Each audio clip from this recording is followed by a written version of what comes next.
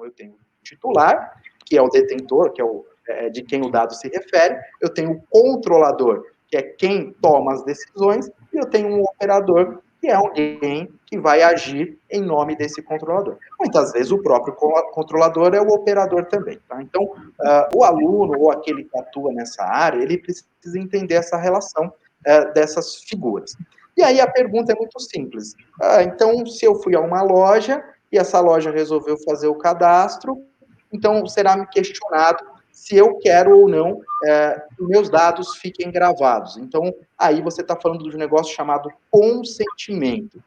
Se tiver alguém aqui estudando, estiver anotando, né, ou seja, não só apreciando a live, mas de repente está usando como estudo, é importante ter uma anotação muito específica dessa palavra consentimento, porque esse passa a ser um marco muito importante. Porque o consentimento, então, é o titular autorizando que o operador e o controlador façam o tratamento desse dado, ou seja, que esse dado seja armazenado, que esse dado seja, de repente, transferido para terceiros, seja utilizado em algumas operações. Só que aí você vai falar assim, poxa, mas para que eu dê o consentimento, eu preciso saber onde esse dado vai ser utilizado. Será que todo mundo se preocupa com isso?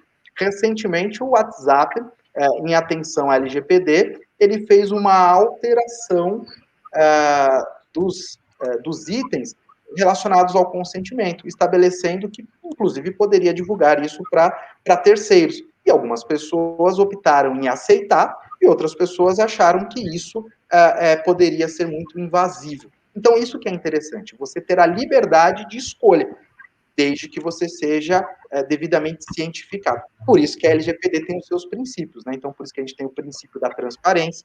Então, a instituição tem que ser transparente com o seu usuário. Olha, eu vou usar os seus dados com essa finalidade, eu preciso dos seus dados para isso. Então, você tem a finalidade, a necessidade, uma gestão desses dados demonstrando segurança, né, porque você vai ficar com medo que os seus dados sejam, de repente, violados. Então, todo esse cenário, ele traz para o consumidor uma visão mais avançada daquilo que se fazia às escondidas. Então, você sempre teve os seus dados manipulados, só que você não tinha ideia que os seus dados são ativos. Por isso que eu fiz o recorte da evolução econômica.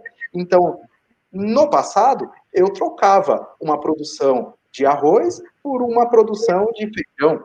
Hoje, eu troco os meus dados pela utilização de um aplicativo, de um jogo. Mas desde que eu tenha ciência para saber ponderar se o meu dado vale mais do que aquele acesso ou se aquele acesso é tão ótimo que a informação do meu endereço não vai mudar absolutamente nada. Mas o consumidor ele tem que ter essa posição e esse conhecimento para que ele faça as suas escolhas bem amparadas. Isso é importante. E é difícil, é claro. Né?